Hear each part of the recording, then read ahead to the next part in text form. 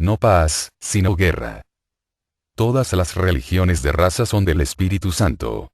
Son insuficientes, porque están basadas en la ley, lo que produce el pecado y acarrea la muerte, el dolor y la tristeza. Todos los espíritus de raza saben esto y comprenden que sus religiones son simplemente pasos necesarios hacia algo mejor. Esto queda demostrado por el hecho de que todas las religiones de raza, sin excepción, indican a uno que vendrá. La religión de los persas indica a Mitras. La de los caldeos a Tamuz. Los antiguos dioses del norte preveían la aproximación de la luz de los dioses cuando el brillante sol espiritual les sucediera y un más hermoso y nuevo orden se estableciera en Gimle, la tierra regenerada. Los egipcios esperaban a Horus, el nuevo nacido del sol. Mitras y Tamuz estaban también simbolizados como órbitas solares y todos los templos principales estaban construidos mirando al este, para que los rayos del sol naciente pudieran brillar directamente a través de las puertas abiertas. Aún el templo de San Pedro en Roma está edificado así. Todos estos hechos demuestran que se sabía generalmente que el que vendría sería un sol espiritual para salvar a la humanidad de las influencias separatistas necesariamente contenidas en todas las religiones de raza. Esas religiones eran pasos necesarios para la humanidad a fin de prepararse para el advenimiento de Cristo. El hombre debe primeramente cultivar un yo, una individualidad antes de que pueda llegar a ser realmente desinteresado y comprender el aspecto superior de la fraternidad universal, unidad de propósitos e intereses de la que Cristo echó las primeras bases en su primera venida, y cuya fraternidad será una realidad tangible cuando Él vuelva. Como el principio fundamental de toda religión de raza es la separación, inculcando la investigación propia a expensas de otros hombres y naciones. Es evidente que si ese principio se lleva a sus últimas conclusiones debe tener necesariamente una tendencia destructiva que finalmente frustraría la evolución, a menos que fuera sucedida por una religión más constructora. Por lo tanto, las religiones separatistas del Espíritu Santo deben dar lugar a la unificante religión del Hijo, que es la religión cristiana. La ley debe hacer lugar al amor, y las razas y naciones separadas deben unirse en una fraternidad universal, con el Cristo como hermano mayor. La religión cristiana no ha tenido aún el tiempo necesario para realizar ese gran objetivo. El hombre está aún bajo la influencia del espíritu de raza dominante, y los ideales del cristianismo son aún demasiado elevados para él. La inteligencia puede ver alguna de sus bellezas, y fácilmente admite que debemos amar a nuestros enemigos. Pero las pasiones del cuerpo de deseos son aún demasiado fuertes. Siendo la ley del espíritu de raza ojo por ojo, el sentimiento dice me vengaré. El corazón anhela amor, el cuerpo de deseos espera la venganza. La inteligencia ve en abstracto la belleza de amar a nuestros enemigos, pero en casos concretos se alía con los sentimientos vengativos del cuerpo de deseos con la excusa de hacer justicia porque el organismo social debe ser protegido. Es de congratularse, sin embargo, que la sociedad se sienta impulsada a criticar los métodos empleados. Los métodos correctivos y la misericordia se van haciendo cada vez más notables en la administración de las leyes, como se demostró por la favorable acogida que se acordó a esa institución moderna, los tribunales para niños. Otras manifestaciones de esta tendencia pueden notarse en la frecuencia con que se dejan a prueba prisioneros de guerra en los tiempos actuales. Esta es la vanguardia del sentimiento de fraternidad universal, que está haciendo sentir su influencia lenta, pero seguramente. Sin embargo, aunque el mundo está avanzando y aun cuando, por ejemplo, le haya sido comparativamente fácil al autor asegurarse una concurrencia en sus visitas a las diversas ciudades en que ha dado conferencias, dedicando los diarios páginas enteras a ellas y hasta primeras páginas. Mientras se ha limitado a hablar de los mundos superiores y de los estados post-mortem, ha podido comprobar que tan pronto como el tema de la fraternidad universal se trataba, sus artículos han ido a parar siempre al canasto. El mundo en general no gusta de considerar cosas que él cree son demasiado altruistas. Debe haber algo en ello. No mira nada como norma de conducta completamente natural si no ofrece alguna oportunidad de conseguir algo de sus semejantes. Las empresas comerciales se planean y conducen según ese principio, y, ante la mente de esos que están esclavizados por el deseo de acumular riquezas inútiles, la idea de la fraternidad universal conjura las terribles visiones de la abolición del capitalismo y su inevitable consecuencia, la explotación de los demás, con el inevitable naufragio también de los intereses del negocio. La palabra esclavizados describe exactamente ese estado. De acuerdo con la Biblia, el hombre debería tener dominio sobre todo el mundo, pero en la mayoría de los casos es cierto lo inverso, es el mundo quien tiene dominio sobre el hombre. Cada hombre que tenga intereses propios admitirá, en sus momentos de lucidez, que constituyen para él una fuente inagotable de fastidios. Que se ve constantemente obligado a hacer planes con sus posesiones o, por lo menos, a cuidarlas para evitar ser desposeído de ellas, pues sabe por dura experiencia que los demás están siempre tratando de conseguir ese fin. El hombre es esclavo de todo lo que, por inconsciente ironía, llama mis posesiones, cuando en realidad son estas las que lo poseen a él. Bien dijo el sabio, las cosas son las que van en la montura y cabalgan sobre la humanidad. Este estado es el resultado de las religiones de raza con sus sistemas de ley. Por lo tanto, todas señalan a aquel que debe venir. La religión cristiana es la única que no espera a aquel que debe venir, sino a aquel que debe volver. Su vuelta depende de cuándo se libere la Iglesia del Estado. La Iglesia, especialmente en Europa, está ligada al carro del Estado. Los ministros de aquella se encuentran cohibidos por consideraciones económicas y no se atreven a proclamar las verdades que sus estudios les han revelado. Un viajero recientemente asistió en una iglesia de Copenhague, Dinamarca, a una ceremonia de confirmación. La iglesia está allí bajo el dominio del Estado y todos los ministros de aquella están bajo el poder temporal.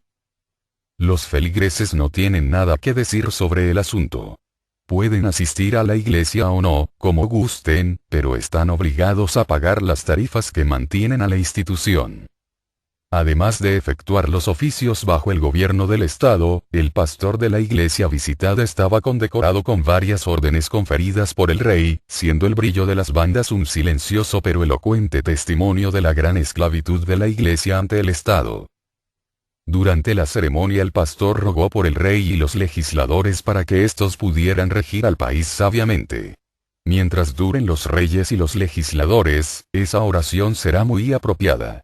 Pero es muy chocante oírlo exclamar al final, y, Todopoderoso Dios, protege y fortifica nuestro ejército y armada. Una oración semejante solo demuestra claramente que el Dios adorado es el Dios de la tribu o nacional, el espíritu de raza, porque el último acto de Cristo Jesús fue arrancar la espada de manos del amigo que quería protegerle con ella. Aunque él dijo que no había venido a traer la paz, sino la guerra, era porque preveía los mares de sangre que producirían las naciones cristianas militantes en su mala interpretación de sus enseñanzas, pues sus elevados ideales no podían ser inmediatamente alcanzados por la humanidad. Los asesinatos, guerras y otras atrocidades semejantes cometidas, son terribles, pero son también potentes ilustraciones de lo que el amor abolirá. Existe aparentemente una contradicción aparente entre las palabras y los actos de una mujer que dice voy a limpiar toda la casa y arreglarla, y entonces saca las alfombras, apila las sillas unas sobre otras, produciendo un desorden general en la antes ordenada casa. El que observara únicamente ese aspecto del asunto, podría exclamar justificadamente está poniendo las cosas peor que antes. Pero cuando se comprende el propósito de su trabajo, se comprende también el desorden momentáneo, sabiendo que la casa quedará mejor después de ello. Análogamente, debemos tener presente que el tiempo transcurrido desde la venida de Cristo Jesús no es más que un momento comparado con la duración de un solo día de manifestación. Debemos aprender a conocer, como Whitman, la amplitud del tiempo y mirar más allá de las pasadas y presentes crueldades y de los celos de las sectas en guerra hacia la edad de la fraternidad universal, que marcará el gran nuevo paso del progreso humano en su larga y gloriosa jornada desde el barro hasta Dios, desde el protoplasma hasta la consciente unidad con el Padre, ese acontecimiento lejano hacia el que se mueve la creación entera. Podemos agregar que el pastor mencionado, durante la ceremonia de recibir a sus discípulos en la iglesia, les dijo que Jesús Cristo era un individuo compuesto. que Jesús era la parte humana mortal, mientras que Cristo era el espíritu inmortal y divino. Creemos que si el asunto se le hubiera discutido, no habría sostenido la afirmación, a pesar de que al afirmarlo emitió un hecho oculto. La estrella de Belén, la unificante influencia del Cristo, ha sido simbolizada en la hermosa leyenda de la adoración de los tres magos o sabios del Oriente, tan hermosamente descritos por el general Lew Wallace en su encantador relato Ben-Hur. Los tres sabios, Gaspar, Melchor y Baltasar, son los representantes de las razas blanca, amarilla y negra y simbolizan al pueblo de Europa, Asia y África, siendo guiados por la estrella del Salvador del mundo, ante quien toda rodilla se doblaría y a quien toda lengua lo alabaría. Aquel que uniría a todas las naciones bajo la bandera de la paz y de la buena voluntad. Aquel que impulsaría a los hombres a convertir sus lanzas en arados y sus espadas en hoces. Se dice que la estrella de Belén apareció al nacer Jesús y guió a los tres sabios hacia el Salvador. Muchas especulaciones se han hecho sobre la naturaleza de esa estrella. La mayoría de los hombres de ciencia materialista la han declarado un mito, en tanto que otros han dicho que si fuera algo más que un mito, solo sería una simple coincidencia, dos soles muertos que al chocar hubieran producido una conflagración. No obstante, todo místico conoce la estrella, sí, y la cruz también, no solamente como símbolos relacionados con la vida de Jesús y de Cristo, sino en sus experiencias personales. San Pablo dijo: hasta que Cristo nazca en vosotros. Y el místico Angelus Silesius escribe: aunque Cristo naciere 1000 veces en Belén, si no nace en ti mismo tu alma será perdida. Mirarás en vano la cruz del Gólgota, hasta que se levante en ti mismo. Ricardo Wagner muestra su conocimiento intuitivo de artista cuando a la pregunta de Parsifal ¿quién es el Grial?, contesta Gurnemans: eso no lo decimos. Pero si tú has sido invitado por él, la verdad no quedará oculta para ti. Ningún sendero conduce por la campiña a él, y la búsqueda solo te aparta de él a mayor distancia aún, si él mismo no es el guía. Bajo la antigua dispensación el sendero de la iniciación no estaba abierto. Era únicamente para los pocos elegidos. Algunos podían buscar el sendero, pero únicamente los que eran guiados al templo por los hierofantes podían encontrar la entrada.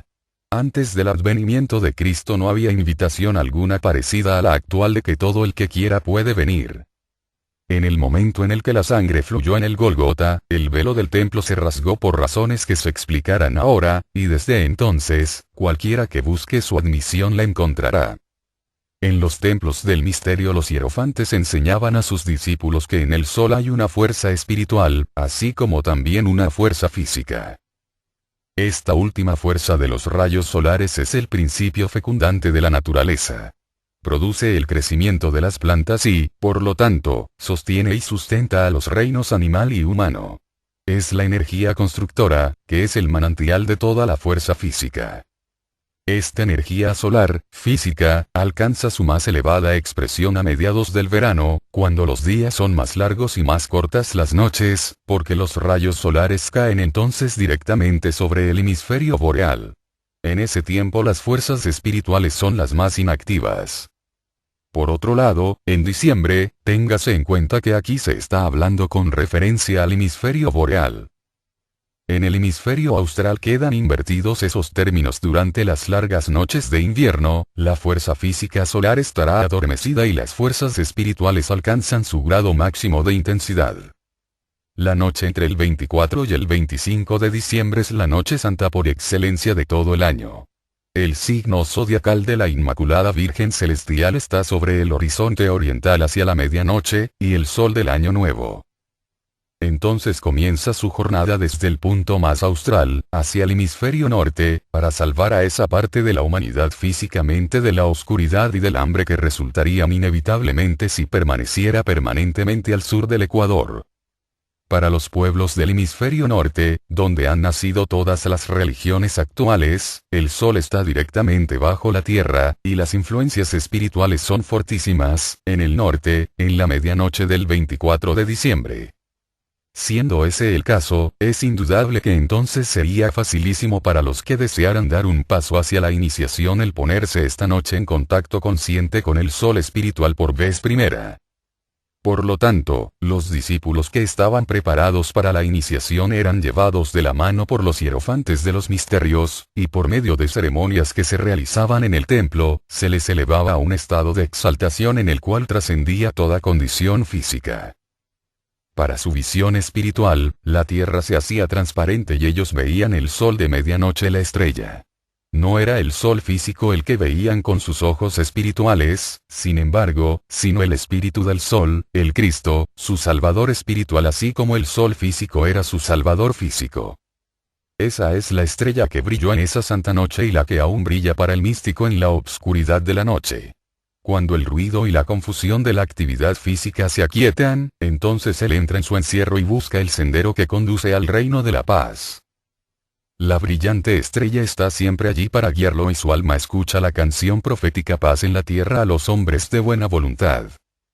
Paz y buena voluntad a todos sin excepción, sin dejar fuera ningún enemigo o paria. ¿Es acaso maravilloso que cueste mucho educar a la humanidad hasta tan elevado tipo de moral? ¿Hay algún medio mejor de demostrar la belleza y la necesidad de la paz y de la buena voluntad y del amor, que al contrastarlos con el estado actual de guerras, egoísmos y odios? Cuanto más fuerte es la luz, tanto más profunda es la sombra que hace proyectar. Cuanto más altos son nuestros ideales, más claramente podemos ver nuestros defectos. Desgraciadamente, en nuestro presente estado de desenvolvimiento, la humanidad solo puede aprender por medio de durísimas experiencias. Como raza, tiene que sentirse absolutamente egoísta para que pueda probar las amarguras que le produce el egoísmo ajeno, así como uno debe conocer la enfermedad para apreciar lo que vale la salud. La religión mal llamada cristiana ha sido la religión más sangrienta conocida, sin exceptuar al mahometanismo, que en ese respecto es muy parecido a nuestro mal practicado cristianismo. En los campos de batalla y en la Inquisición se han cometido atrocidades incalificables en nombre del dulce Nazareno. La espada y el vino, es decir, la cruz y la comunión del cáliz pervertidas, han sido los medios de que se han valido las poderosas naciones que se llaman cristianas para dominar a los pueblos paganos, y aún para dominar a las naciones más débiles que profesaban la misma fe que sus conquistadores. La más ligera ojeada sobre la historia grecolatina o sobre la de las razas teutónico-anglosajona corroborará ampliamente esa afirmación. Mientras el hombre estuvo plenamente bajo el gobierno de las religiones de raza de cada nación, cada una de estas era un conjunto unido. Los intereses individuales se subordinaban voluntariamente a los intereses de la comunidad. Todos estaban en la ley. Todos eran miembros de sus respectivas tribus, en primer lugar, e individuos en segundo término. En los tiempos presentes existe la tendencia de irse al otro extremo, exaltando el yo sobre todo lo demás. El resultado es evidente en los problemas económicos e industriales que están produciéndose en todas las naciones y que exigen clamorosamente una pronta solución. El estado de desenvolvimiento en que el hombre siente que es una unidad absolutamente separada, un ego, que persigue su camino independientemente, es un estado necesario. La unidad nacional, de tribu o de familia, debe romperse antes de que la fraternidad universal pueda ser un hecho. El régimen de la paternidad o patriarcado ha sido ya ampliamente sustituido por el reinado del individualismo. Y estamos experimentando los males del último más y más, conforme nuestra civilización va avanzando. Nuestro desordenado método de distribuir los productos del trabajo, la rapacidad de los pocos y la explotación de las masas, son crímenes sociales, pues provocan consunción física, depresiones industriales y perturbaciones obreras que destruyen la paz interna. La guerra industrial de nuestros días es mucho peor y más destructiva que las guerras militares de las naciones. El corazón es una anomalía. Ninguna lección, aunque su verdad pueda fundarse superficialmente, es de valor real como principio activo de la vida hasta que el corazón la haya aprendido por la aspiración y la amargura, y la lección que el hombre debe aprender así, es que lo que no beneficia a todos, no beneficia realmente a nadie. Durante cerca de 2000 años hemos convenido con los sabios en que debemos gobernar y obrar en nuestra vida de acuerdo con la máxima de volver bien por mal. El corazón pide benevolencia y amor, pero la razón pide beligerancia y medidas punitorias, sino como venganza, como medio de prevenir una repetición de hostilidades. Este divorcio entre el corazón y la cabeza es el que impide el crecimiento del verdadero sentimiento de fraternidad universal y la adopción de las enseñanzas de Cristo el Señor del amor. La mente es el foco a través del cual percibe el ego el mundo material. Como instrumento para la adquisición del conocimiento en ese dominio, la mente es inestimable. Pero cuando se arroga el papel de dictador de la conducta del hombre para con el hombre, sería igual como si los lentes dijeran al astrónomo que estuviera fotografiando al sol a través de un telescopio: estamos mal enfocados. No estamos mirando bien al sol. No creemos que sea bueno fotografiar al sol. Preferimos que fotografíes a Júpiter. Los rayos del sol nos calientan demasiado y pueden dañarnos. Si el astrónomo emplea su voluntad y enfoca el telescopio como desea, diciendo a los lentes que solo se ocupen de transmitir los rayos que reciban, dejándole a él los resultados, la obra se efectuará debidamente. Pero si los lentes tuvieran una voluntad más fuerte y el mecanismo del telescopio estuviera ligado a ellos, el astrónomo se vería seriamente cohibido y tendría que luchar para mantener el instrumento en debida forma, y el inevitable resultado sería que las imágenes saldrían borrosas, pequeñas o de ningún valor. Así sucede con el ego. Trabaja con un triple cuerpo, que gobierna o que debería gobernar a través de la mente. Pero es triste decirlo, este cuerpo tiene una voluntad propia y es ayudado muy a menudo por la mente, frustrando así los propósitos del ego. Esta voluntad inferior antagónica es la expresión de la parte superior del cuerpo de deseos. Cuando tuvo lugar la división del Sol, la Luna y la Tierra, la porción más avanzada de la humanidad naciente experimentó una división en el cuerpo de deseos, en dos partes: la superior y la inferior. El resto de la humanidad sufrió una división semejante en la primera parte de la época Atlante. Esta parte superior del cuerpo de deseos se convirtió en una especie de alma animal. Construyó el sistema nervioso cerebroespinal y los músculos voluntarios, dominando por ese medio la parte inferior del triple cuerpo hasta que el eslabón de la mente fue agregado. Entonces la mente se unió a esa alma animal y se hizo corregente. La mente está, pues, limitada por los deseos. Está sumergida en la egoísta naturaleza inferior, haciendo difícil que el espíritu pueda gobernar el cuerpo. El foco, la mente, que debería aliarse a la naturaleza superior, está unida a la naturaleza inferior esclava del deseo. La ley de las religiones de raza se dio para emancipar al intelecto del deseo. El temor de Dios fue puesto frente a los deseos de la carne. Sin embargo, esto no bastaba para permitir el dominio del cuerpo, y asegurarse su cooperación voluntaria. Fue necesario que el espíritu encontrara en el cuerpo otro punto de apoyo, que no estuviera bajo el dominio del cuerpo de deseos.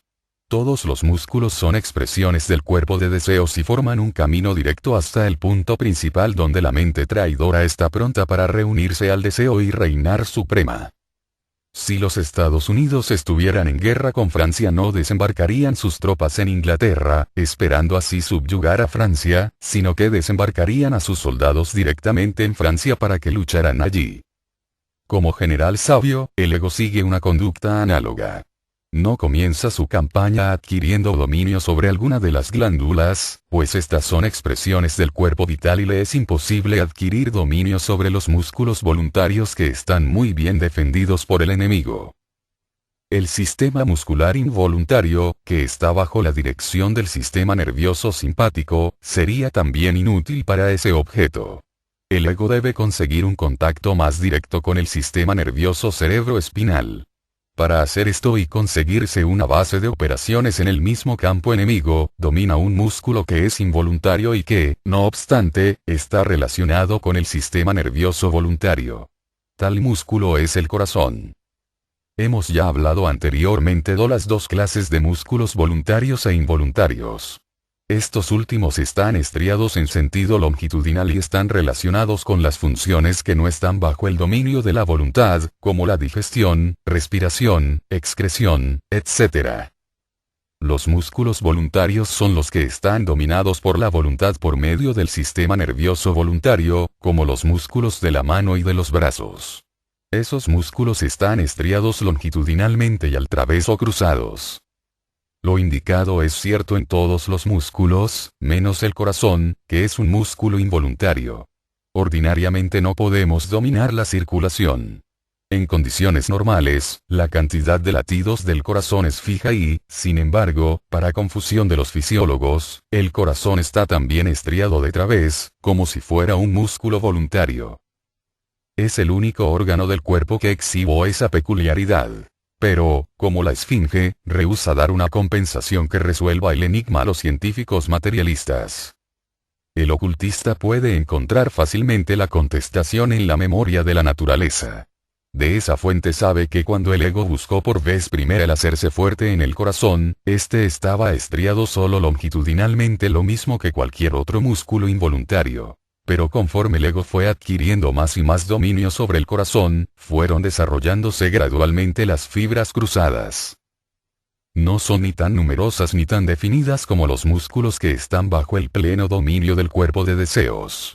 Pero, conforme los principios altruísticos de amor y fraternidad vayan vigorizándose, y cuando gradualmente sobrepasen a la razón, que está basada en el deseo, esas fibras transversales se irán haciendo más y más numerosas y más marcadas. Como indicamos anteriormente, el átomo simiente del cuerpo denso está situado en el corazón, al que abandona al ocurrir la muerte. La obra activa del ego está en la sangre.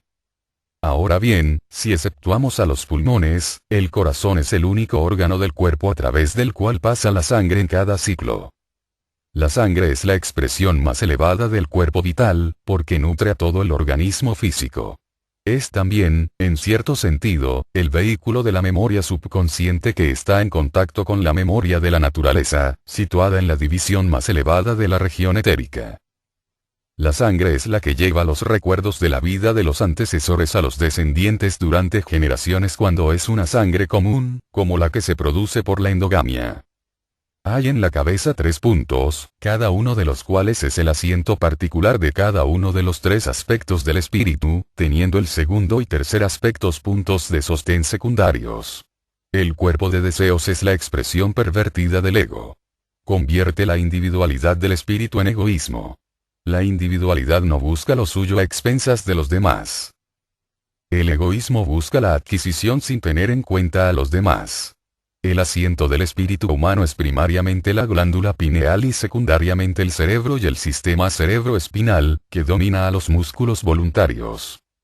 El amor y la unidad en el mundo del espíritu de vida encuentra su contraparte ilusoria en la región etérica, a la que está correlacionado por el cuerpo vital, siendo este último el que produce el amor y la unión sexual.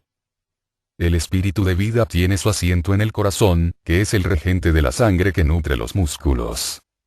El inactivo espíritu divino, el observador silencioso, encuentra su expresión material en el pasivo, inerte e insensible esqueleto del cuerpo denso, que es el obediente instrumento de los otros cuerpos, pero que tiene el poder de actuar por propia iniciativa. El espíritu divino tiene su fortaleza en el impenetrable punto de la raíz de la nariz. En realidad, no hay más que un solo espíritu, el ego. Pero, mirándolo desde el mundo físico, se refracta en 3 aspectos, que obran en la forma indicada. Conforme la sangre pasa por el corazón, ciclo tras ciclo, hora tras hora, toda la vida, graba los recuerdos que lleva sobre los átomos, simientes, mientras están aquellos aún frescos, haciendo así un archivo fidelísimo de la vida que se imprimirá después indeleblemente sobre el alma en su existencia post-mortem. Está siempre en estrecho contacto con el espíritu de vida, el espíritu del amor y de la unidad. Por lo tanto, el corazón es el foco del amor altruista. Conforme esos recuerdos pasan al mundo del espíritu de vida, en el que se encuentra la verdadera memoria de la naturaleza, no pasan a través de los sentidos físicos inferiores, sino directamente a través del cuarto éter contenido en el aire que respiramos. En el mundo del espíritu de vida este espíritu puede ver mucho más claramente que en los mundos más densos. En su elevado hogar está en contacto con la sabiduría cósmica, y en cualquier situación sabe inmediatamente lo que hay que hacer y envía su mensaje de acción hacia el corazón, que instantáneamente lo retransmite al cerebro por medio del nervio pneumogástrico, resultando así las primeras impresiones, los impulsos intuitivos, que son siempre buenos, porque emanan directamente de la fuente de la sabiduría y del amor cósmicos. Esto se efectúa tan rápidamente que el corazón tiene tiempo de guiarlo antes de que la razón inferior tenga tiempo para considerar la situación, por así decirlo. Se cree que el hombre piensa en su corazón, y es cierto porque así es él. El hombre es inherentemente un espíritu virginal, bueno, noble y verdadero en cualquier aspecto. Todo lo que no es bueno es de su naturaleza inferior, que es la reflexión ilusoria del ego. El espíritu virginal está dando siempre sabios consejos.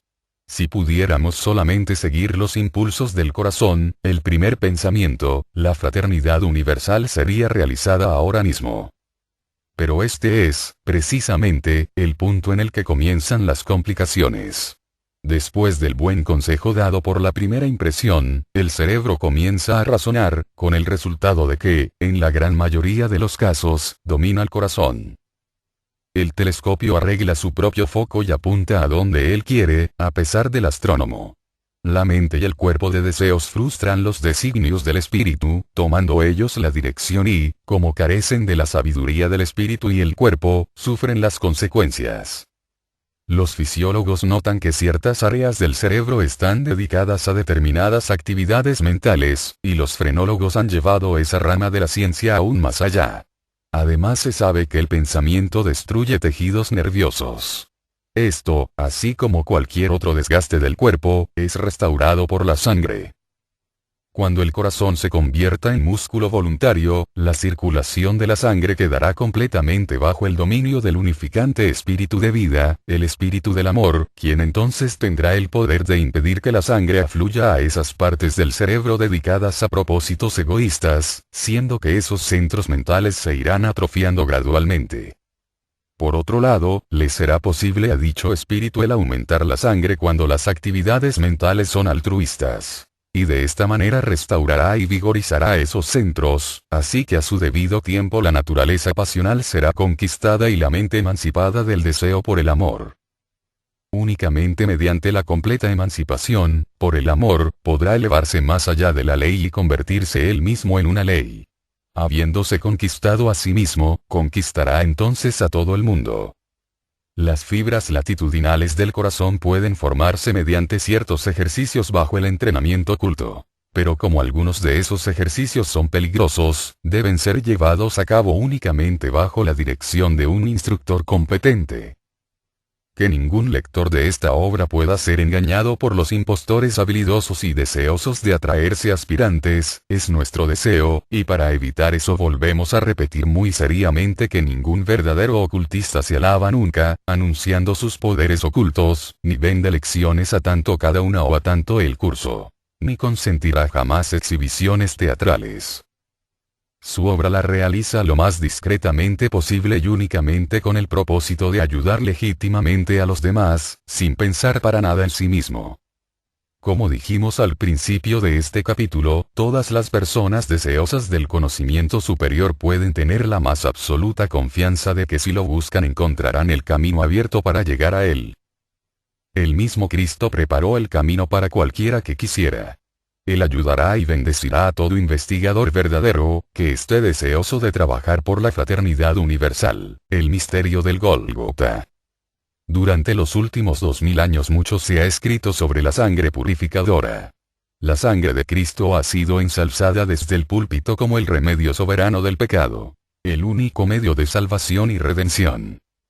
Pero si las leyes del renacimiento y de consecuencia obran de tal manera que los seres evolucionados recogen lo que han sembrado, y si el impulso evolutivo está constantemente elevando a la humanidad cada vez más alto hasta alcanzar por último la perfección donde está, pues, la necesidad de redención o de salvación. Y si aún la necesidad existiere, ¿cómo puede la muerte de un individuo ayudar al resto? ¿No será más noble que sufra las consecuencias de sus propios actos que ocultarse tras otro? Estas son algunas de las objeciones que se hacen a la doctrina de la reparación de los pecados por la sustitución y redención por la sangre de Cristo Jesús. Trataremos de contestarlas antes de demostrar la armonía lógica que existe entre la operación de la ley de consecuencia y la expiación de Cristo. En primer lugar, es absolutamente cierto que el impulso evolutivo trabaja para realizar la suprema perfección en todos. Sin embargo, hay algunos que están constantemente quedándose atrás. Actualmente, estamos acabando de pasar al punto extremo de materialidad y estamos pasando a través de las 16 razas. Estamos recorriendo los 16 senderos de destrucción, y estamos por consiguiente, en grave peligro de rezagarnos, mucho más que en cualquier otra parte de la jornada evolutiva. En abstracto, el tiempo no es nada. Cierto número puede quedar tan rezagado que haya que dejarlos abandonados para que prosigan su evolución en otro plan evolutivo, en el cual puedan continuar su larga jornada hacia la perfección. Sin embargo, no fue esa la evolución originalmente proyectada para ellos, y es razonable suponer que las exaltadas inteligencias que tienen a su cargo nuestra evolución emplean todos los medios posibles para conducir a través de ella, victoriosamente, tantas entidades a su cargo como puedan. En la evolución ordinaria, las leyes del renacimiento y de consecuencia son perfectamente adecuadas para conducir a la mayor parte de la oleada de vida hasta la perfección. Pero no bastan en el caso de los rezagados que han quedado atrás de las varias razas. Durante el estado de individualismo, que es el pináculo de la ilusión de la separatividad, toda humanidad necesita ayuda extra. Pero los rezagados necesitan una ayuda especial. Con objeto de darles esa ayuda especial, para redimirlos, fue la misión de Cristo. Él dijo que había venido a buscar y a salvar a los que estaban perdidos. Y abrió el camino de la iniciación para todos los que quieran buscarlo. Los objetadores de la doctrina de la expiación dicen es cobarde esconderse tras de otro. Cada hombre debe afrontar las consecuencias de sus propios actos. Consideremos un castigo análogo. Las aguas de los grandes lagos afluyen al río Niágara. Este enorme volumen de agua corre rápidamente hacia las cataratas durante 20 millas. El lecho del río está cubierto de rocas, y si una persona va más allá de cierto punto y no pierde su vida en los remolinos vertiginosos, la perderá indudablemente al caer a la catarata. Supongamos a un hombre que, lleno de piedad por las víctimas de la corriente, colocara una cuerda sobre la catarata, aunque supiera que las condiciones eran tales que si hacía eso no podría escapar con vida después. Aún así, gustosa y libremente, sacrifica su vida y coloca la cuerda, modificando el estado de cosas primitivo, de manera que las víctimas abandonadas puedan sujetarse a la cuerda y salvarse. ¿Qué pensaríamos de un hombre que hubiera caído al agua debido a su falta de cuidado y que estuviera luchando furiosamente con la corriente, si exclamara: ¿qué? Salvarme y tratar de eludir el castigo que mi falta de cuidado merece, amparándome tras la fuerza de otro, que sufrió sin culpa alguna que expiar de su parte y dio su vida para que otros pudieran salvarse. No, nunca. Eso no sería de hombres. Afrontaré las consecuencias de mis actos. No convendríamos todos en que ese hombre estaría loco. No todos necesitan salvación. Cristo sabía que había un gran número que no requería salvarse de esa manera, pero con tanta seguridad como que hay el 99% que se deja llevar por las leyes de renacimiento y consecuencia, alcanzando la perfección en esa forma, así también hay los pecadores que se han sumergido tanto en la corriente de la materia que no podrían escapar de ella sin aquella cuerda. Cristo vino para salvar a esos pecadores y para traer paz y buena voluntad a todos, elevándoles al punto necesario de espiritualidad, produciendo un cambio en sus cuerpos de deseos que hará más fuertes las influencias del espíritu de vida en su corazón.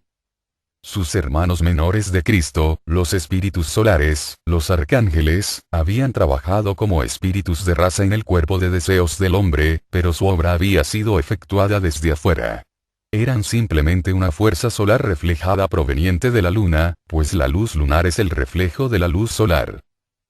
Cristo, el jefe de los iniciados de los espíritus solares, entró directamente en el cuerpo denso de la Tierra llevando consigo la fuerza solar directa, lo que le permitió influir en nuestros cuerpos de deseos desde adentro.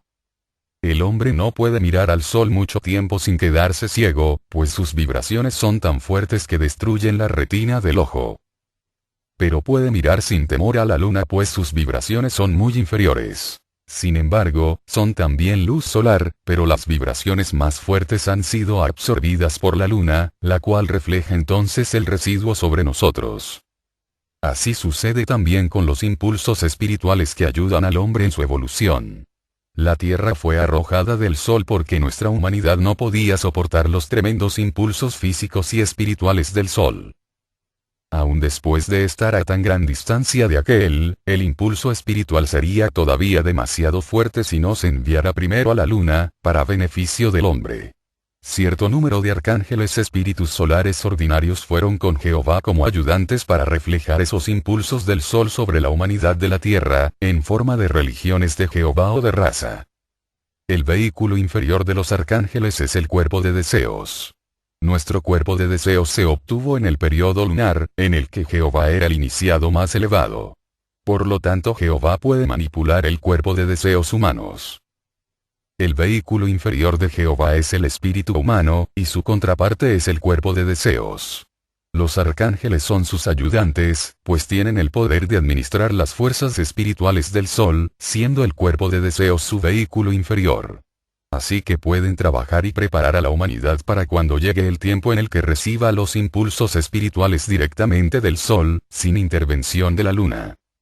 Cristo, el iniciado más elevado del periodo solar, es quien tiene a su cargo la tarea de enviar ese impulso. El impulso que refleja Jehová fue emitido por Cristo, quien preparó así a la tierra y a la humanidad para su admisión directa. La expresión preparó la Tierra significa que toda la evolución de un planeta es acompañada por la evolución del planeta mismo. Si algún observador dotado de visión espiritual hubiera contemplado la evolución de la Tierra desde alguna estrella distante, hubiera notado un cambio gradual en el cuerpo de deseos de la Tierra.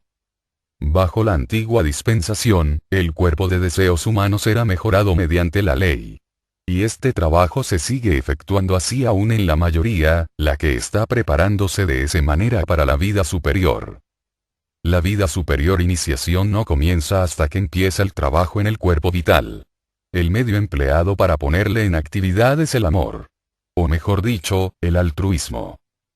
Se ha abusado tanto de la primera palabra, que ésta ya no sugiere el significado requerido aquí. Durante la antigua dispensación, el sendero de la iniciación no estaba abierto para todos, sino para unos pocos. Los hierofantes de los misterios elegían cierto número de familias, las llevaban al templo y las ponían aparte de todas las demás.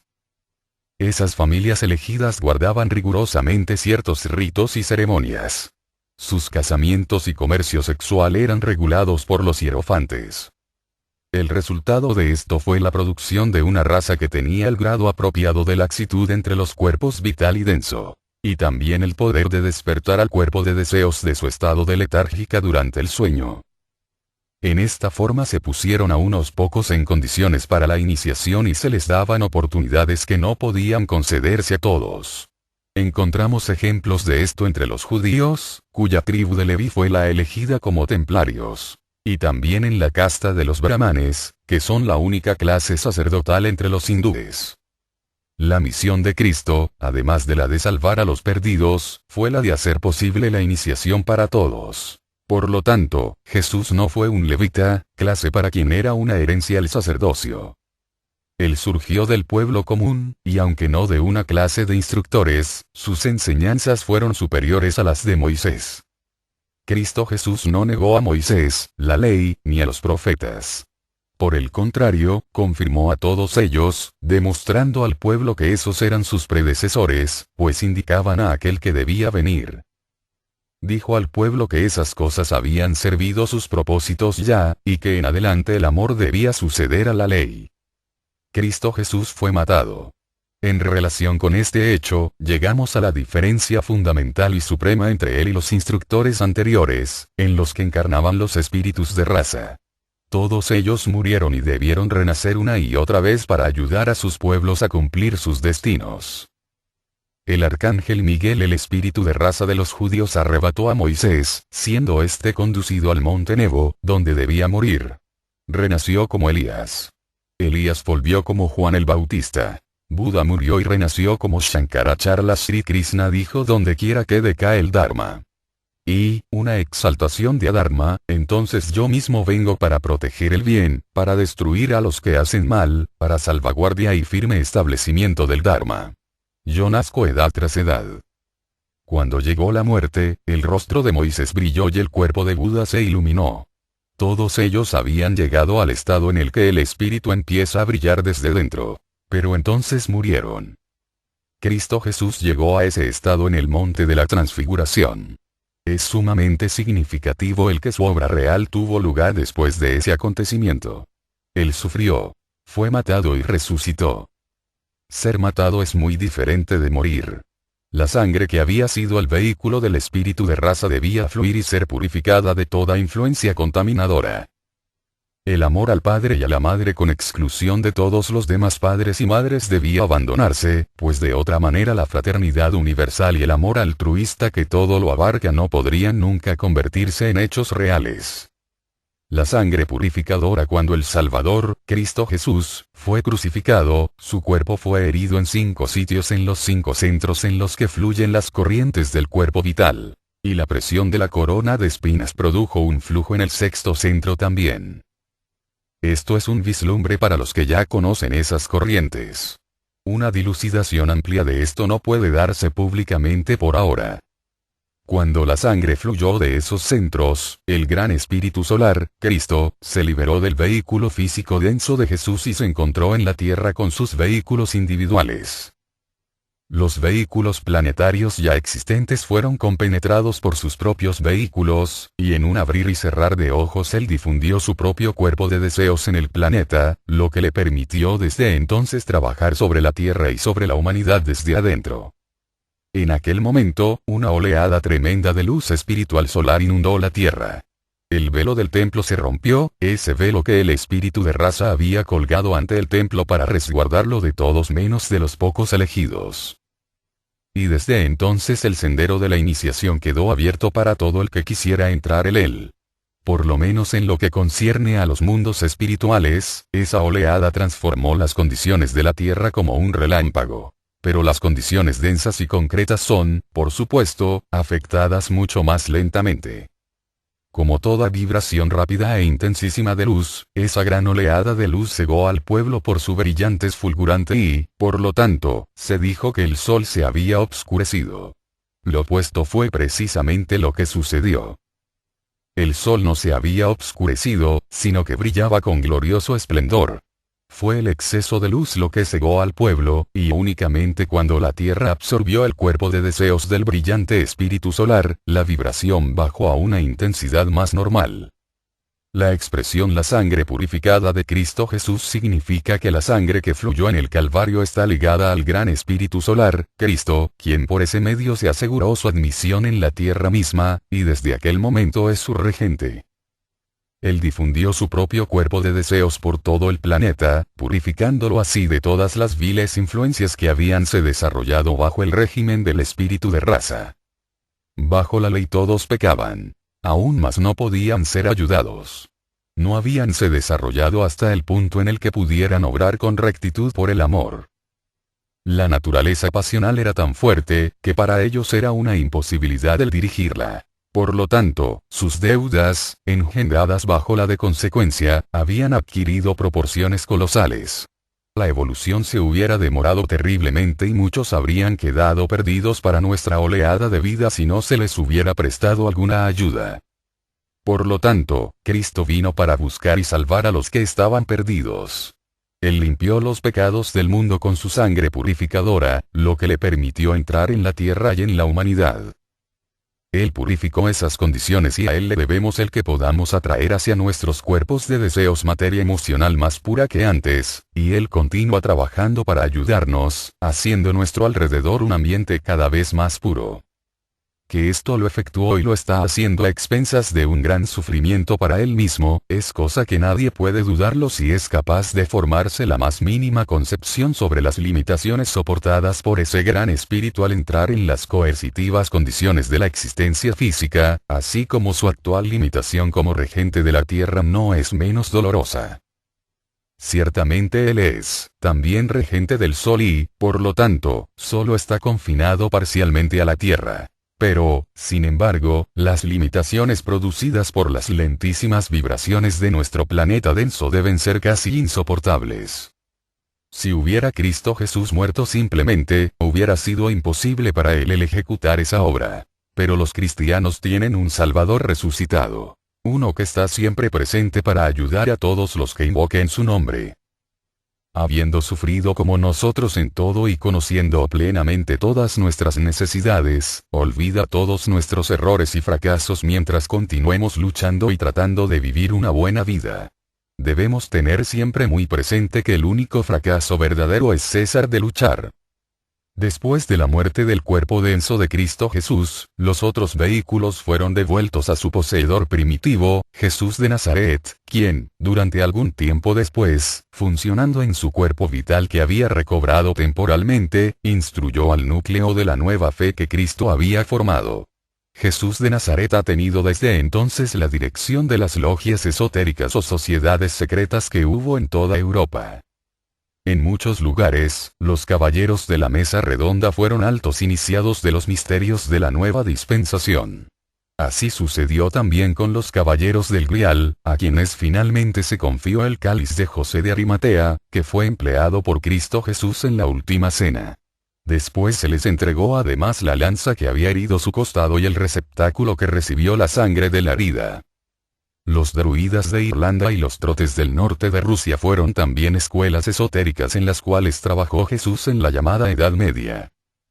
Pero, aunque bárbaro, el impulso espiritual seguía fluyendo y, desde el punto de vista oculto, era en realidad de edad brillante, comparada con el creciente materialismo de los últimos 300 años, que han aumentado los conocimientos físicos inmensamente, pero casi han extinguido la luz del espíritu. Los relatos del Santo Grial, los caballeros de la mesa redonda, etc., son considerados ahora como supersticiones, y todo lo que no puede ser demostrado materialmente se mira como indigno de ser creído. Gloriosos como son los descubrimientos de la ciencia moderna, han sido comprados al terrible precio de aplastar la intuición espiritual, y, desde el punto de vista espiritual, nunca han amanecido días más tenebrosos que los actuales. Los hermanos mayores, Jesús entre ellos, han luchado y luchan por equilibrar esta terrible influencia, que es semejante a los ojos de la serpiente que obligan al pajarillo a caer en sus fauces. Cada tentativa para iluminar al pueblo y para despertar en él el deseo de cultivar el lado espiritual de la vida es una evidencia de la actividad de los hermanos mayores. Puedan sus esfuerzos ser coronados por el éxito y apresurar el día en el que la ciencia moderna se haya espiritualizado y encamine sus investigaciones sobre la materia, desde el punto de vista del espíritu, porque entonces, y no antes, comprenderemos el verdadero conocimiento del mundo. Capítulo 16. Desarrollo futuro e iniciación. Los 7 días de la creación. Los Rosacruces llaman al período terrestre, Marte-Mercurio. Los grandes días de manifestación creadores están significados en los nombres de los días de la semana, porque estos han sido denominados según los estados evolutivos por los que han pasado los espíritus virginales en su peregrinación a través de la materia.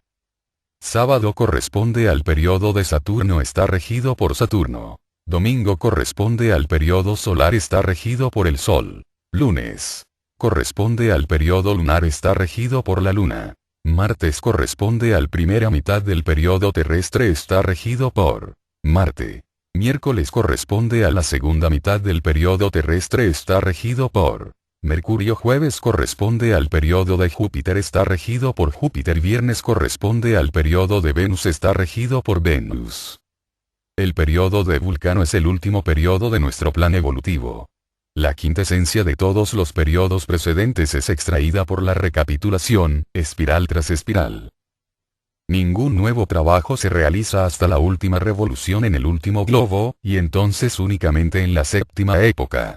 Por lo tanto, el periodo de Vulcano puede decirse que corresponde a la semana, que incluye todo lo de los 7 días. La afirmación de los astrólogos de que los días de la semana están regidos por el planeta particular que indican está bien fundada. Los antiguos estaban familiarizados con esos conocimientos ocultos, como lo demuestran sus mitologías, en las que los nombres de los dioses estaban asociados con los días de la semana. Sábado es sencillamente el día de Saturno. Domingo está relacionado al Sol, y lunes, a la Luna. Los latinos llamaban al martes dies Martis, que muestra claramente su relación con Marte, el dios de la guerra. El nombre martes se deriva de Tirsdag, Tirotir, que es el nombre del dios escandinavo de la guerra. Miércoles era Wotensday, de Woten, también un dios del norte. Los latinos denominabanlo dies Mercurii, demostrando así su relación con Mercurio, según indicábamos en nuestra lista jueves, o se llama así porque Thor era el dios del trueno, y los latinos denominabanlo dies Jovis, como el día del dios del trueno Jove, o Júpiter. Viernes se llamaba así porque la diosa del norte, de la belleza, se llama Freya, y por análogas razones llamábanlo los latinos dies Veneris, o el día de Venus. Estos nombres de los periodos no tienen nada que ver con los planetas físicos, sino que se refieren a las encarnaciones pasadas, presentes y futuras de la Tierra. Porque si, como dice el axioma hermético, como arriba es abajo, el macrocosmos debe tener sus encarnaciones como las tiene el hombre, el microcosmos.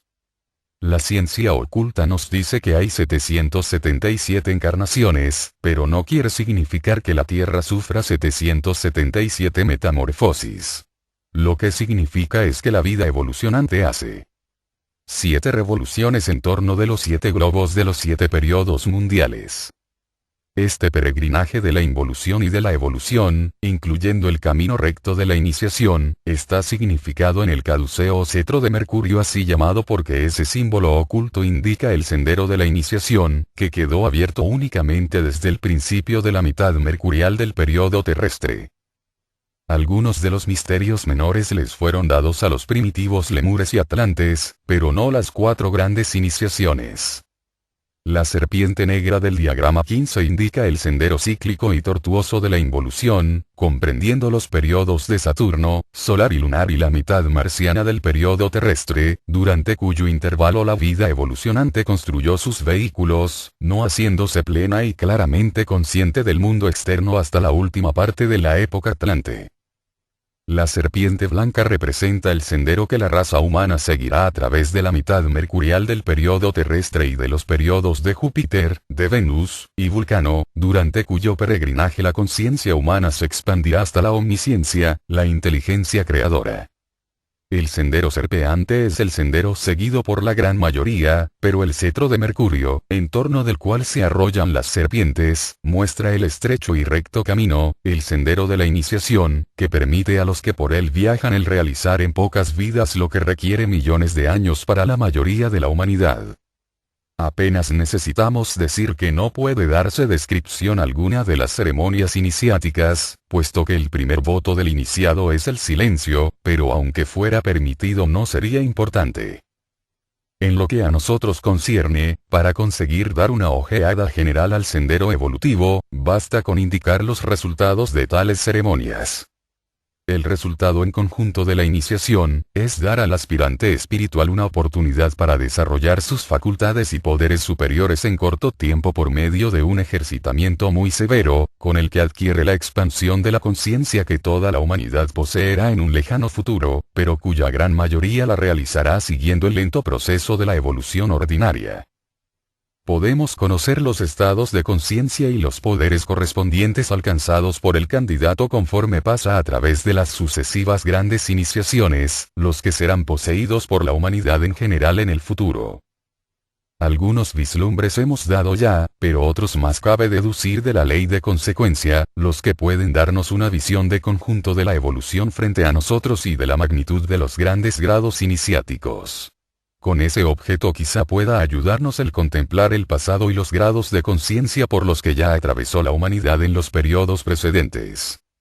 Recordemos que durante el periodo de Saturno la inconsciencia del hombre era semejante a la del cuerpo denso cuando queda sumergido en el estado de trance profundo. Esta conciencia fue sucedida, en el periodo solar, por la conciencia del sueño sin ensueños. En el periodo lunar se obtuvo la primera vislumbre de la actual conciencia de vigilia, pero como una conciencia pictórica interna de las cosas externas. Toda la conciencia consistía en representaciones internas de los objetos, colores y sonidos externos. Por último, en la segunda parte de la época Atlante, esa conciencia imaginativa dio lugar a la conciencia plena de vigilia actual, con la que los objetos pueden ser observados fuera, distintos y definidos. Cuando se obtuvo esa conciencia objetiva, el hombre percibió la realidad del mundo exterior y por vez primera vislumbró la diferencia entre el yo y el no yo, los otros. El hombre comprendió entonces su separatividad y desde entonces la conciencia del yo, el egoísmo, predomina. Anteriormente no había habido ni pensamiento ni ideas sobre ese mundo externo, y por consiguiente no había tampoco memoria de los sucesos.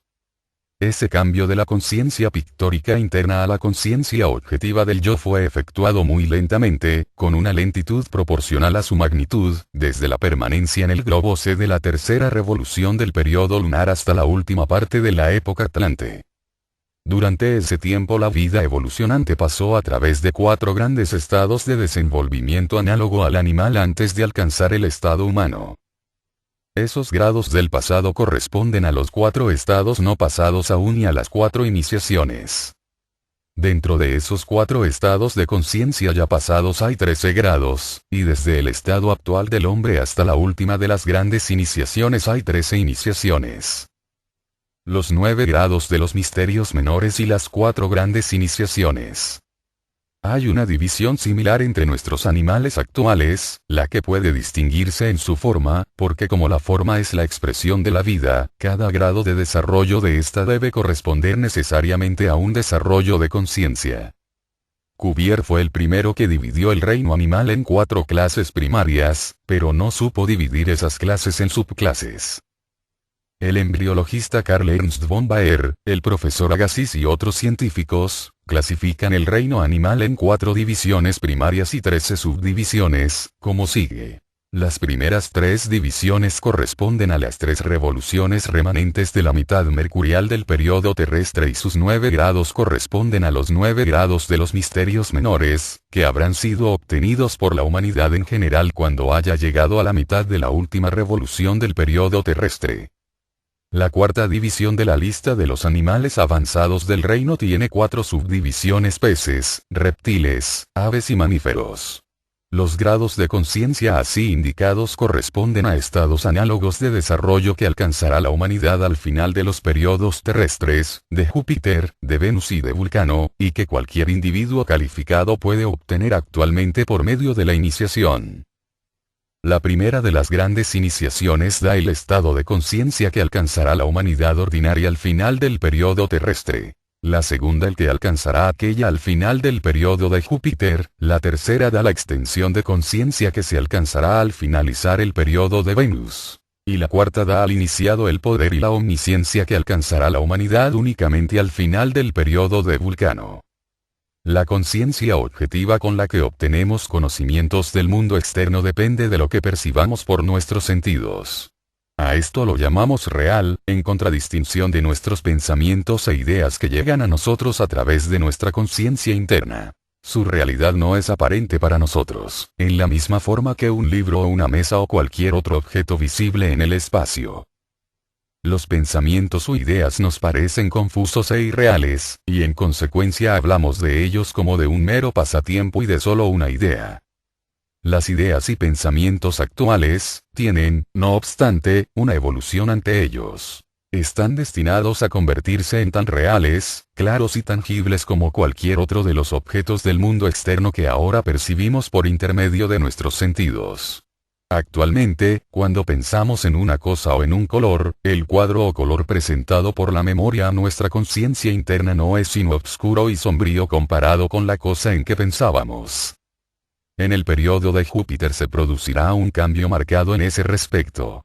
Entonces las imágenes internas ensoñativas del periodo lunar volverán, pero estarán sujetas a la voluntad del pensamiento y no serán simples reproducciones de los objetos exteriores.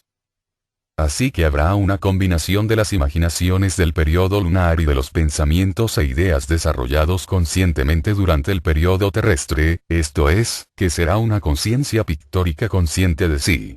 Cuando un hombre del periodo de Júpiter diga rojo o exprese el nombre de un objeto, se presentará a su visión interna una reproducción exacta y clara del tono particular de rojo en que esté pensando o del objeto de que se esté hablando, cuya reproducción será también visible para el interlocutor.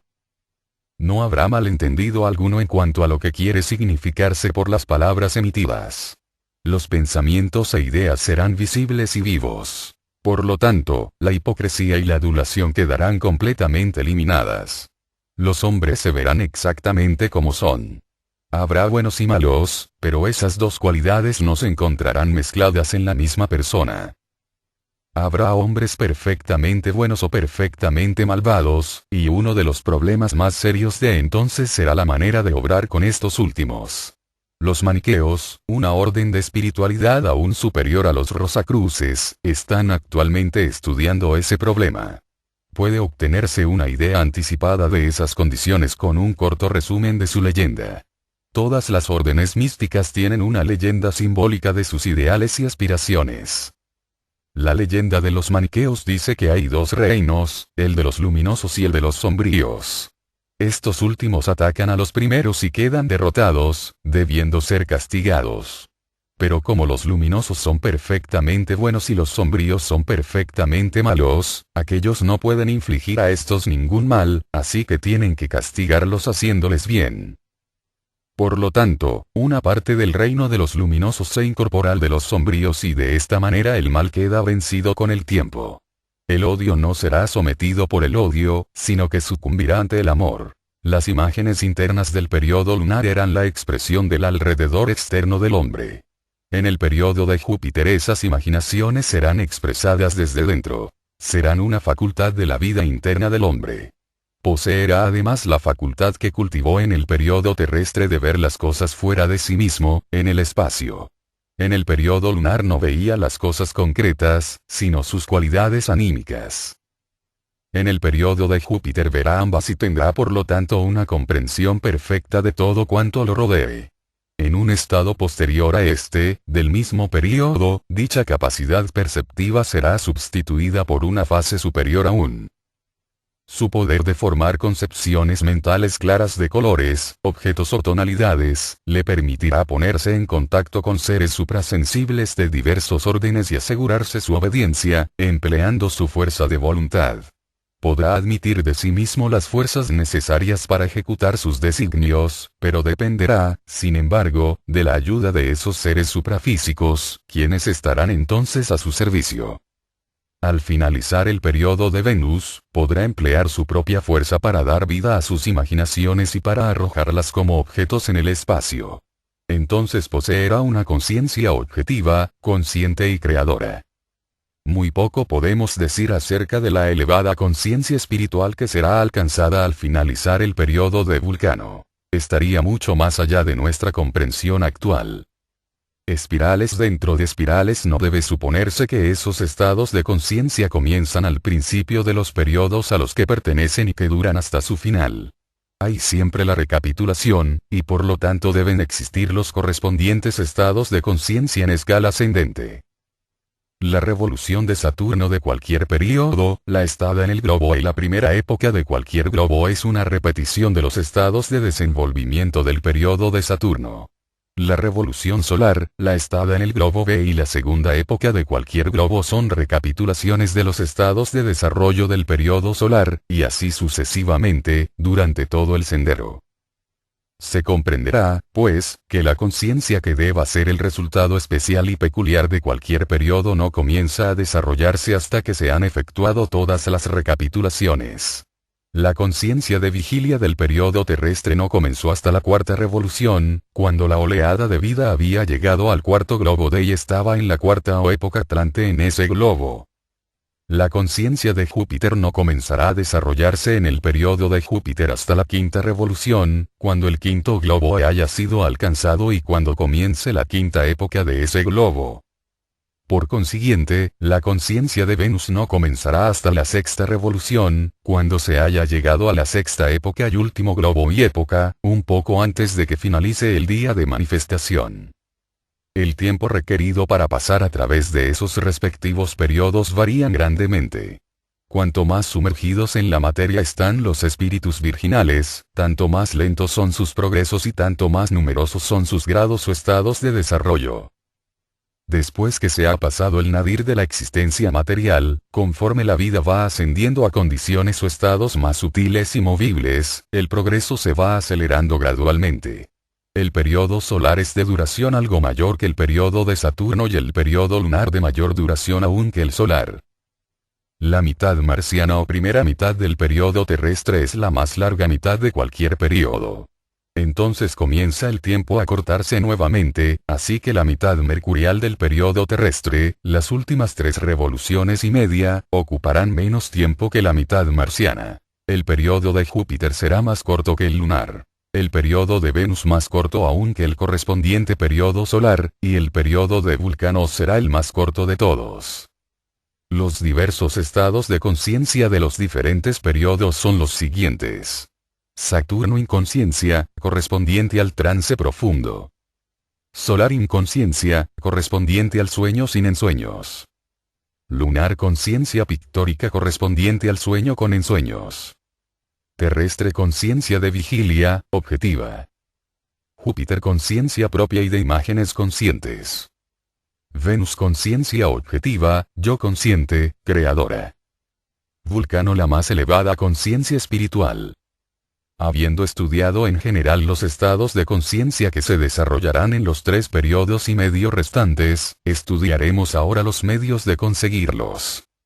Alquimia y crecimiento del alma. El cuerpo denso comenzó a desarrollarse en el periodo de Saturno, pasando a través de varias transformaciones en los periodos solar y lunar, y alcanzará su mayor grado de desenvolvimiento en el periodo terrestre. El cuerpo vital germinó en la segunda revolución del periodo solar, fue reconstruido en los periodos lunar y terrestre, y alcanzará la perfección en el periodo de Júpiter, que es su 4º grado, así como la Tierra es el 4º grado para el cuerpo denso.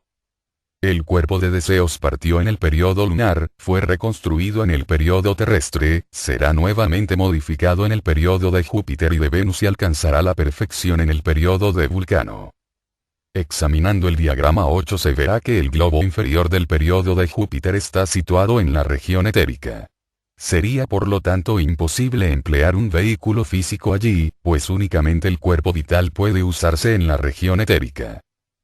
Pero no debe suponerse que después de haber transcurrido tanto tiempo desde que comenzó el periodo de Saturno hasta el final del periodo terrestre, empleado en completar y perfeccionar el cuerpo denso, sea abandonado completamente para que el hombre pueda funcionar en un vehículo más elevado. La naturaleza no malgasta nada. En el periodo de Júpiter las fuerzas del cuerpo denso serán superimpuestas sobre el cuerpo vital completado. Ese vehículo poseerá entonces los poderes del cuerpo denso además de sus propias facultades, y será por lo tanto un instrumento mucho más útil para la expresión del triple espíritu, que si estuviera constituido por sus solas fuerzas únicamente. Similarmente, el globo D del periodo de Venus está situado en el mundo del deseo, y allí no puede emplearse ni un cuerpo vital ni el denso como instrumento de conciencia, y en consecuencia, las esencias de los cuerpos vital y denso perfeccionados serán incorporadas allí al completo cuerpo de deseos, convirtiéndose así el último en un vehículo de cualidades trascendentales, maravillosamente adaptado y sensibilísimo en la menor impulsión del espíritu interno, tan superior a nuestras presentes limitaciones, que está más allá de nuestra más elevada concepción.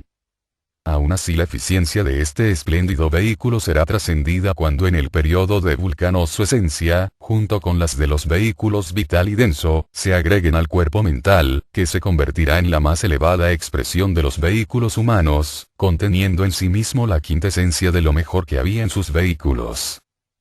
Si el vehículo del periodo de Venus está más allá de nuestra comprensión actual, cuanto más no lo estará el vehículo que estará al servicio de los divinos seres del periodo de Vulcano. Durante la involución las jerarquías creadoras ayudaron al hombre a despertar a la actividad del triple espíritu, el ego, para construir el triple cuerpo y adquirir el eslabón de la mente. Ahora no obstante, para emplear el lenguaje de la Biblia, en el día séptimo Dios descansa. El hombre debe trabajar por su propia salvación.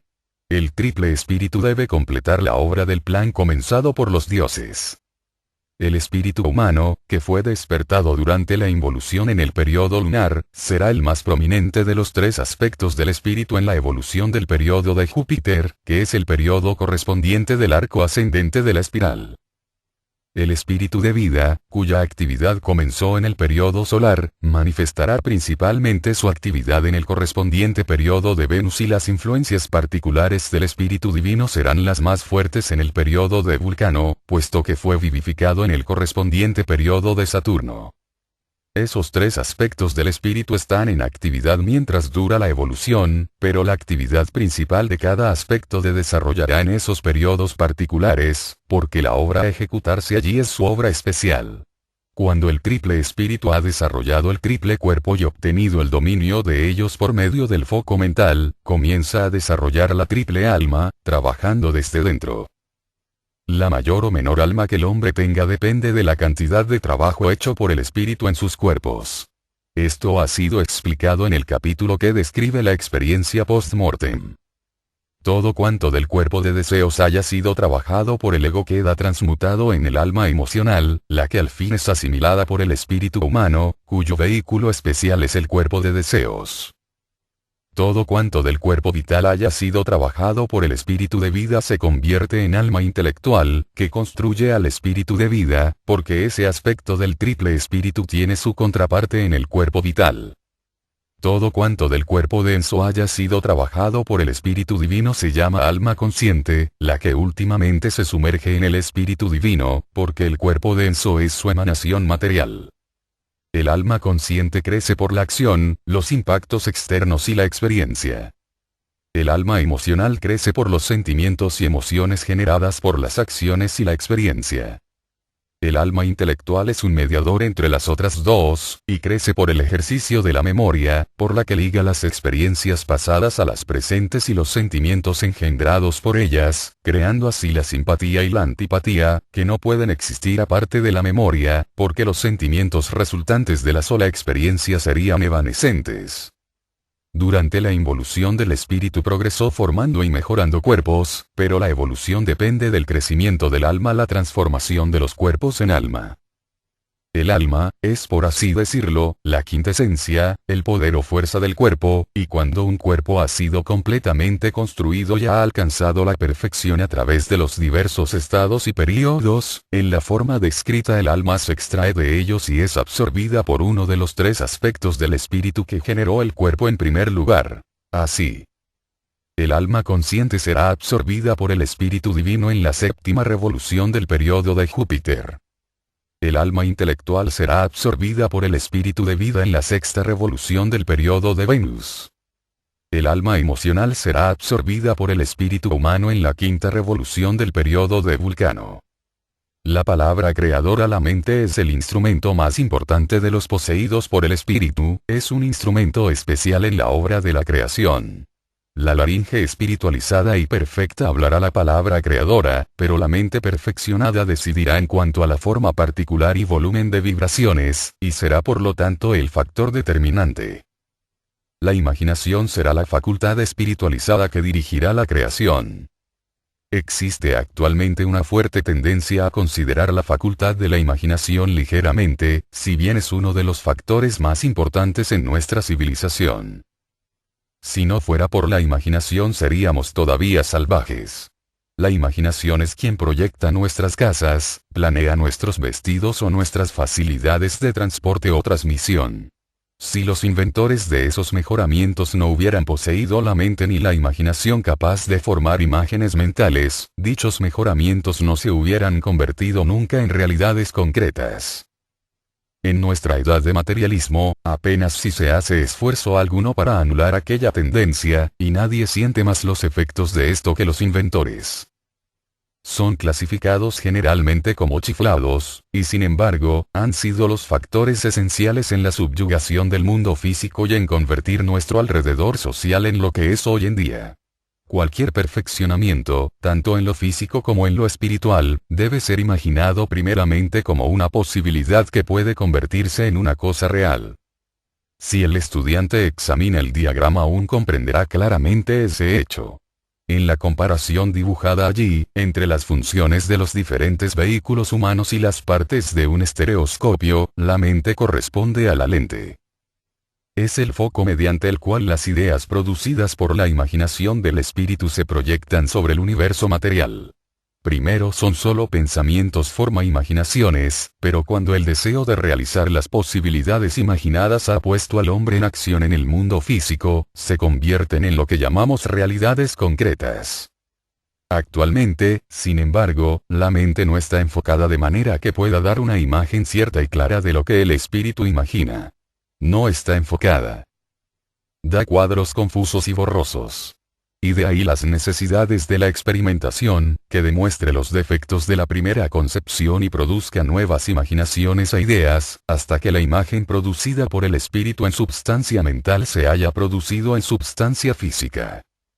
A lo sumo, solo somos capaces de formar en la mente imágenes que tengan relación con el forma, porque la mente humana no se desarrolló hasta el periodo terrestre, y por lo tanto está ahora en su estado de forma o mineral, y en consecuencia, en nuestras operaciones, nos encontramos limitados a las formas, los minerales.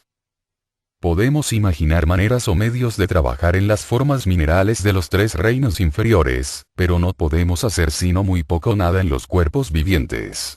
Podemos ciertamente injertar un árbol con una rama viviente, o una parte viviente de un animal al hombre, pero no es con la vida con lo que estamos trabajando sino con la forma únicamente. Estableceremos diferentes condiciones, pero la vida que ya habitó la forma continúa haciéndolo aún. Crear la vida está más allá del poder del hombre y lo estará así, hasta que su mente no sea una cosa viviente. En el periodo de Júpiter la mente se vivificará hasta cierto punto y el hombre podrá entonces imaginar formas que vivirán y crecerán como las plantas. En el periodo de Venus, cuando su mente haya adquirido sentimiento, podrá crear cosas vivientes, sensibles y con capacidad de crecer. Cuando alcance la perfección, al final del periodo de Vulcano, podrá imaginar la creación de criaturas que vivirán, crecerán, sentirán y pensarán. La oleada de vida que actualmente forma la humanidad comenzó su evolución en el periodo de Saturno. Los señores de la mente eran entonces humanos. Ellos manipularon al hombre en ese periodo, cuanto éste era mineral. Ahora ya no tienen nada que hacer con los reinos inferiores, pues están relacionados únicamente con el desarrollo humano nuestro. Los animales actuales comenzaron su existencia mineral en el periodo solar, en cuyo tiempo los arcángeles eran humanos, y, por consiguiente, los arcángeles son los directores y guías de la evolución que ahora es animal, pero no tiene nada que hacer con los minerales ni con las plantas. Los vegetales actuales comenzaron su existencia en el periodo lunar.